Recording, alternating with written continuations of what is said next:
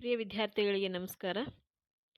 ಇವತ್ತಿನ ಈ ಒಂದು ಭಾಗದಲ್ಲಿ ಮುಟ್ಟಿಸಿಕೊಂಡವನು ಅನ್ನುವ ಪಠ್ಯದ ಕೊನೆಯ ಭಾವಾರ್ಥವನ್ನ ನೋಡೋಣ.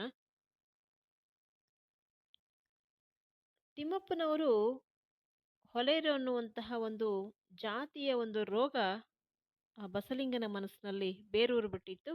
ಹಾಗಾಗಿ ಆ ವಿಚಾರ ಅಲ್ಪ ಸ್ವಲ್ಪವಾಗಿ ಆದರೂ ಕೂಡ ತಿಮ್ಮಪ್ಪನವರಿಗೆ ಅರಿವಿಗೆ ಬಂದಿತ್ತು. ಅವ್ರಿಗೂ ಕೂಡ ಮನಸ್ಸಿಗೆ ಸ್ವಲ್ಪ ಘಾಸಿ ಆಗಿತ್ತು ಅಂತಕ್ಕಂಥದ್ದು. ಯಾಕೆಂದ್ರೆ ಅವರು ಇವನ ಜಾತಿಯನ್ನ ನೋಡಿ ಟ್ರೀಟ್ಮೆಂಟ್ ಅನ್ನ ಕೊಟ್ಟಿರಲಿಲ್ಲ. ಆದ್ರೆ ಇವನು ಆ ರೀತಿಯಾಗಿ ಇವ್ರ ಬಗ್ಗೆ ಅನ್ಕೊಂಡಿರ್ತಕ್ಕಂಥದ್ದು ಅವ್ರಿಗೂ ಕೂಡ ಮನಸ್ಸಿಗೆ ಸ್ವಲ್ಪ ನೋವನ್ನ ಉಂಟು ಮಾಡಿತ್ತು. ತಿಮ್ಮಪ್ಪನವರು ನೋವಿನಿಂದಲೇ ಹೇಳ್ತಾರೆ, ಬಸಲಿಂಗಪ್ಪ, ನಾನು ನಿನ್ನನ್ನ ಮುಟ್ಟಿದ್ದು ಒಬ್ಬ ಡಾಕ್ಟರ್ ಆಗಿ, ಆದ್ರೆ ನಿನ್ನಂಥ ಮುಗ್ಧ ಮನುಷ್ಯನಲ್ಲಿ ಕೂಡ ಈ ಈ ಮಟ್ಟದಲ್ಲಿ ಈ ಮುಟ್ಟುವಿಕೆ, ಈ ಜಾತಿ ವ್ಯವಸ್ಥೆ ಅಂತಕ್ಕಂಥದ್ದು ಇದೆ ಅನ್ನೋದನ್ನ ನಾನು ಊಹಿಸದೆ ಇದ್ದದ್ದನ್ನ ನಂದೇ ತಪ್ಪು ಅನ್ಕೊಳ್ತೀನಿ ಅನ್ನುವ ರೀತಿಯಲ್ಲಿ ಪಾಪ ಅವರು ಮಾತನಾಡ್ತಾರೆ. ಅದು ನಿನ್ನ ತಪ್ಪಲ್ಲ. ಇದಕ್ಕಾಗಿ ನಾನು ಯಾರನ್ನೂ ಬೈಯೋದಿಲ್ಲ. ನೀನು ಈ ಸಲ ಒಂದು ಕೆಲಸ ಮಾಡು. ನನ್ನ ಹೆಸರನ್ನ ಹೇಳಿ ಡಾಕ್ಟರ್ ಚಂದ್ರಪ್ಪನವರನ್ನ ನೋಡು. ಏಕೆಂದ್ರೆ ಈ ಸತಿ ಮುಟ್ಟೋದಿಲ್ಲಲ್ಲ ಪಾಪ ಅವ್ರು. ಮುಟ್ಟಕ್ಕೆ ಅವ್ರಿಗೂ ಕೂಡ ಬೇಸರ ಆಯಿತು. ಹಾಗಾಗಿ ನನ್ನ ಹೆಸರನ್ನ ಹೇಳ್ಬಿಟ್ಟು ಇನ್ನೊಬ್ಬ ಚಂದ್ರಪ್ಪ ಅಂತ ಹೇಳಿ ಡಾಕ್ಟರ್ ಇದ್ದಾರೆ, ಅಲ್ಲಿಗೆ ಹೋಗಿ ನೀನು ಟ್ರೀಟ್ಮೆಂಟನ್ನು ತಗೋ ಅನ್ನುವ ಸಲಹೆಯನ್ನು ಅವರು ಕೊಟ್ಟರು. ಆ ಡಾಕ್ಟ್ರು ಕೂಡ ನನ್ನಷ್ಟೇ ಒಳ್ಳೆಯ ಡಾಕ್ಟ್ರು, ಏನೂ ತಪ್ಪು ತಿಳ್ಕೋಬೇಡ ಅಂತ ಹೇಳಿ ಡಾಕ್ಟರ್ ತಿಮ್ಮಪ್ಪ ಅವರು ಬಸಲಿಂಗನಿಗೆ ಒಂದು ಸಲಹೆಯನ್ನು ಕೊಟ್ಟರು.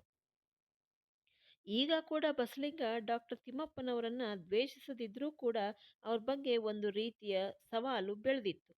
ತಾನು ಅವ್ರ ಬಗ್ಗೆ ಮತ್ತು ಅವರ ಜಾತಿಯನ್ನ ಕುರಿತು ಮಾತಾಡಿದ್ದೆಲ್ಲ ಅವರಿಗೆ ಗೊತ್ತಾಗಿರಬಹುದು ಅನ್ನುವಂಥ ಆತಂಕ ಹುಂಬತನವಾಗಿ ಜಂಭವಾಗಿ ಅವನ ಮನಸ್ಸಿನಲ್ಲಿ ಬದಲಾವಣೆಯನ್ನ ಪಡ್ಕೊಂಡಿತ್ತು. ಆತ ತಿಮ್ಮಪ್ಪನವರಿಂದ ಹೊರಗೆ ಬಂದೊಡನೆ ರಾಜಕಾರಣಿ ರುದ್ರಪ್ಪನನ್ನ ಕೇಳಿ ಚಂದ್ರಪ್ಪನ ಜಾತಿ ತಿಳಿದುಕೊಂಡ. ನೋಡಿ, ಜಾತಿ ಅನ್ನೋಂಥದ್ದು ಯಾವ ಮಟ್ಟಕ್ಕೆ ಅದರ ಬಗ್ಗೆ ಪರಿಜ್ಞಾನ ಇಲ್ದಿರೋರ ಮನಸ್ಸಲ್ಲೂ ಕೂಡ, ಮುಗ್ಧರ ಮನಸ್ಸಲ್ಲೂ ಕೂಡ ಎಷ್ಟು ವಿಷಕಾರಿಯಾಗಿ ಬೆಳೆದು ನಿಲ್ಲುತ್ತೆ ಅಂತ. ತಿಮ್ಮಪ್ಪನ ಜಾತಿಯಷ್ಟು ಕೆಟ್ಟದಾಗಿಲ್ಲದನ್ನ ಅರ್ಥಕೊಂಡು ನಿಟ್ಟುಸಿರನ್ನ ಬಿಟ್ಟ. ಕೂಡಲೇ ಹೋಗಿ ಡಾಕ್ಟರ್ ಚಂದ್ರಪ್ಪನವರನ್ನ ನೋಡ್ತಾನೆ. ಅಲ್ಲಿ ಬಸಲಿಂಗನಿಗೆ ಆದಂತಹ ಒಂದು ಸನ್ನಿವೇಶ ಕಾದಿತ್ತು. ಬಸಲಿಂಗನ ಎಡಗಣ್ಣಿನ ಪೂರ್ತಿ ಚರಿತ್ರೆಯನ್ನ ಬಸಲಿಂಗನ ತಿರುಚುವಿಕೆಯೊಂದಿಗೆ ಕೇಳಿದಂತಹ ಚಂದ್ರಪ್ಪ ಡಾಕ್ಟ್ರು ಇವ್ರಿಗೆ ಹೇಳ್ತಾರೆ, ಬಸಲಿಂಗನಿಗೆ ಹೇಳ್ತಾರೆ, ಡಾಕ್ಟರ್ ತಿಮ್ಮಪ್ಪನವರಿಂದ ಆಗದ ಕೆಲಸ ನನ್ನಂಥವರಿಂದ ಸಾಧ್ಯವಿಲ್ಲ. ನಮ್ಮ ವೈದ್ಯ ಲೋಕ ಬಲ್ಲಂತಹ ಅತ್ಯಂತ ಪ್ರಾಮಾಣಿಕ ಪ್ರತಿಭಾವಂತ ಡಾಕ್ಟರ್ ಯಾರಪ್ಪ ಅಂತ ಹೇಳಿದ್ರೆ ತಿಮ್ಮಪ್ಪನವರು ಅಂತ ಹೇಳಿದ್ರು. ಈ ಕಣ್ಣಿನ ರೋಗ ಅವರ ವಲಯಕ್ಕೆ ಸೇರಿದ್ದು. ನೀನು ಅವರನ್ನ ನೋಡಿದರೆ ಮಾತ್ರ ಇರುವ ಒಂದು ಕಣ್ಣು ಉಳಿಯುತ್ತೆ, ಇಲ್ಲದೆ ಹೋದ್ರೆ ಇನ್ನೂ ಸಮಸ್ಯೆಗಳು ಹೆಚ್ಚಾಗುತ್ತೆ ಅನ್ನುವಂತಹ ವಿಚಾರವನ್ನ ಕೇಳಿ ಅವನಿಗೆ ದಿಗ್ಭ್ರಾಂತಕ್ಕೆ ಒಳಗಾಗುವಂಥ ಪರಿಸ್ಥಿತಿ ಎದುರಾಯಿತು. ರಾಜಕಾರಣಿ ರುದ್ರಪ್ಪನೊಂದಿಗೆ ಹೊರಗೆ ಬಂದಂತಹ ಬಸಲಿಂಗ ಬಿಸಿಲಲ್ಲಿ ತಲೆಯ ಮೇಲೆ ಕೈ ಹೊತ್ತು ಕೂತ್ಕೋತಾನೆ. ಯಾರು ಮಾತಾಡಿಸಿದ್ರು ಮಾತನಾಡೋದೇ ಇಲ್ಲ. ಹೆಂಡತಿಯ ಮಾತು ಕಿವಿಗೆ ಬೀಳೋದಿಲ್ಲ. ಬಲಗಣ್ಣಿನ ನೋವು ಭೀಕರವಾಗ್ತಾ ಹೋಗಿತ್ತು. ಬರ್ಬರ್ತಾ ಅವನ ದೃಷ್ಟಿ ಮಂದವಾಗ್ತಾ ಹೋಯಿತು. ಬಸಲಿಂಗನಿಗೆ ಗೊತ್ತಿತ್ತು, ತನ್ನ ಉಡಾಫೆ, ಸುಳ್ಳು, ಜಾತಿ, ಮಠದ ಗುರು ಯಾರೂ ಕೂಡ ತನ್ನ ಕಣ್ಣನ್ನ ಉಳಿಸೋದಕ್ಕೆ ಸಾಧ್ಯ ಇಲ್ಲ ಅನ್ನುವ ಒಂದು ವಿಚಾರ ಅವನಿಗೆ ನಿಶ್ಚಯವಾಗ್ತಾ ಹೋಯಿತು. ನೋವು, ದೈಹಿಕ ನೋವನ್ನ ಮೀರಿದಂತಹ ನೋವು ಅವನನ್ನ ಆವರಿಸ್ಕೊಳ್ಳೋದಕ್ಕೆ ಶುರು ಮಾಡ್ತು. ಡಾಕ್ಟರ್ ತಿಮ್ಮಪ್ಪನವರ ಮಿಂಚಿನಂತಹ ಬೆರಳು, ಪ್ರೀತಿ ತುಂಬಿದ ಮುಖ ನೆನಪಾಗೋದಕ್ಕೆ ಶುರುವಾಯಿತು. ತನ್ನ ಹೊಲ, ತನ್ನ ಎತ್ತುಗಳು, ತನ್ನ ಗದ್ದೆಯ ವಾರೆಯಲ್ಲಿರುವಂತಹ ಮಾವಿನ ಮರ, ಪಾರಿಜಾತದ ಹೂವು, ಹೀಗೆ ಏನೇನೋ ಅವನ ಕಣ್ಣ ಮುಂದೆ ಪರದೆಯ ಮೇಲೆ ಬೀಳುವ ಹಾಗೆ ಬರೋದಕ್ಕೆ ಶುರುವಾಯಿತು. ನೇರವಾಗಿ ತಿಮ್ಮಪ್ಪನವರಲ್ಲಿಗೆ ಹೋಗ್ತಾನೆ. ನೋವು ತುಂಬಿದಂತಹ ಬಲಗಣ್ಣು ಕಂಬನಿಯನ್ನ ಸುರಿಸೋದಕ್ಕೆ ಶುರು ಮಾಡ್ತು. ಅವನಿಗೆ ಪಶ್ಚಾತ್ತಾಪದ ಭಾವನೆ ಬಂದ್ಬಿಟ್ಟಿತ್ತು. ತಿಮ್ಮಪ್ಪನವರ ಕೈ ಹಿಡ್ಕೊಂಡು ಅವರನ್ನ ಅಪ್ಕೊಂಡು ಗಟ್ಟಿಯಾಗಿ ಅಳೋದಕ್ಕೆ ಶುರು ಮಾಡ್ದ. ತಿಮ್ಮಪ್ಪ ಕದಳ್ದೆಲೆ ಚಲಿಸದೆ ಹಾಗೆ ನಿಂತು ಬಿಡ್ತಾರೆ. ತಲೆಯನ್ನ ನೇವರಿಸಲಿಲ್ಲ. ಉಸಿರ ಉಸಿರು ಹತೋಟಿಗೆ ಬಂದಾಗ ಬಸಲಿಂಗ ಏನೇನೋ ಬಡಬಡಿಸೋದಕ್ಕೆ ಶುರು ಮಾಡ್ದ. ಅದು ಅವನಿಗೆ ಮತ್ತು ತಿಮ್ಮಪ್ಪನವರಿಗೆ ಮಾತ್ರ ಅರ್ಥವಾಗುವ ರೀತಿಯಲ್ಲಿ ಆ ಒಂದು ಅಪ್ಪುಗೆ, ಆ ಪಶ್ಚಾತ್ತಾಪದ ಸನ್ನಿವೇಶ ಅವರಿಬ್ಬರನ್ನ ಮತ್ತೆ ಒಂದಾಗುವ ರೀತಿಯಲ್ಲಿ ಭಾವನಾತ್ಮಕವಾಗಿ ಹಿಡಿದಿಡೋದಕ್ಕೆ ಶುರು ಮಾಡ್ತು. ಎದುರಿಗೆ ಕುಳಿತಿದ್ದಂತಹ ಬಸಲಿಂಗನನ್ನ ತಿಮ್ಮಪ್ಪನವರು ಎವೆ ಇಕ್ಕದೆ ನೋಡೋದಕ್ಕೆ ಶುರು ಮಾಡಿದ್ರು. ಆತನನ್ನ ತಾವು ಇಷ್ಟಪಡಲು ಕಾರಣ ಏನು ಅನ್ನೋದನ್ನ ಯೋಚಿಸೋದಕ್ಕೆ ಶುರು ಮಾಡ್ತಾರೆ.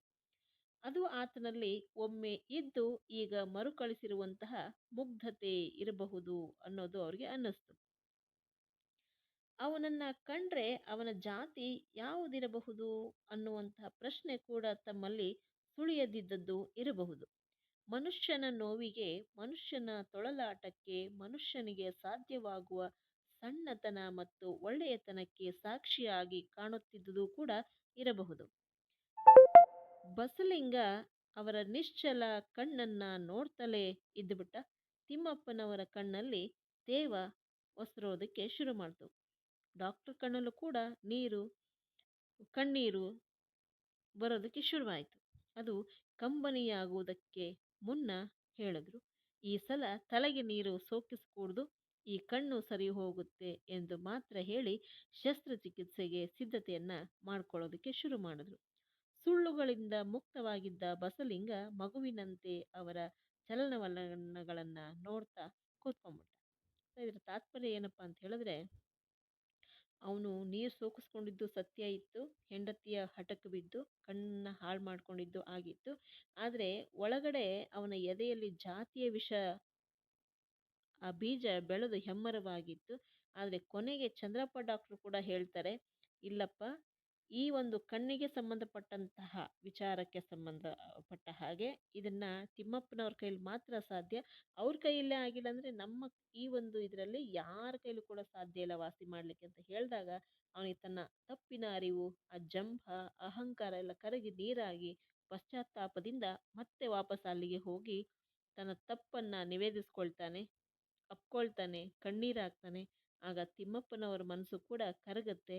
ಆಗ ನಿಧಾನವಾಗಿ ಅವ್ರು ಹೇಳ್ತಾರೆ, ಇಲ್ಲ, ನಿನ್ನ ಮುಗ್ಧತೆ ನಿನಗೆ ಮತ್ತೆ ಆ ಒಂದು ಬುದ್ಧಿಯನ್ನು ಕಲಿಸಿದೆ ಅನ್ನುವಂತಹ ಭಾವದಲ್ಲಿ ಆ, ಅವನಿಗೆ ಮತ್ತೆ ಇನ್ನೊಂದು ಕಣ್ಣು ಕೂಡ ಆಪರೇಷನ್ ಮಾಡಲಿಕ್ಕೆ ಒಪ್ಕೊಂಡು ಆಗ ಅವನಿಗೆ ಸಮಾಧಾನ ಮಾಡಿ ಮತ್ತೆ ಬುದ್ಧಿ ಹೇಳ್ತಾರೆ, ಈಗಲಾದರೂ ಇನ್ಯಾವುದನ್ನು ಕೂಡ ಇದು ವಾಸಿಯಾಗೋವರೆಗೂ ತಲೆಗೆ ನೀರನ್ನು ಸೋಕಿಸದೇ ಇರೋ ಹಾಗೆ ನೋಡ್ಕೋ ಅಂತ ಹೇಳಿ. ಅಂದರೆ ಇಲ್ಲಿ ಆ ಡಾಕ್ಟರ್ ಒಳ್ಳೆಯತನ, ಪ್ರಾಮಾಣಿಕತೆ ಮತ್ತೆ ಬಸಲಿಂಗನ ಮುಗ್ಧತೆ ಜಾತಿಯನ್ನೂ ಮೀರಿ ಒಂದು ಬಾಂಧವ್ಯವನ್ನ ಸೃಷ್ಟಿಸ್ಕೊಳ್ತು ಅನ್ನುವಂಥದ್ದು ಇದಿಷ್ಟು ಈ ಒಂದು ಪಠ್ಯದ ಭಾವಾರ್ಥ. ಧನ್ಯವಾದಗಳು.